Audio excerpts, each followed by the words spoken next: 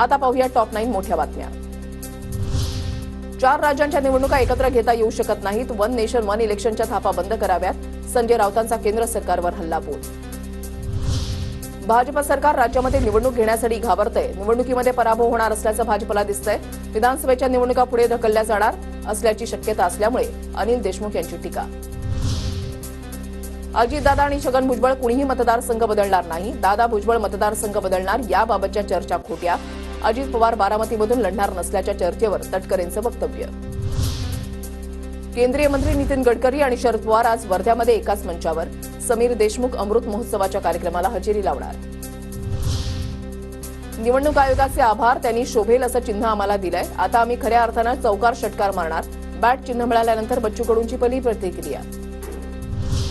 अत्यावश्यक सेवा वगळून राज्यभरातील निवासी डॉक्टरांचं आज काम बंद आंदोलन। रुग्णालयामधील ओपीडी सेवा बंद राहणार। कोलकातामधील महिला डॉक्टरवर झालेल्या अत्याचाराच्या निषेधार्थ आंदोलन।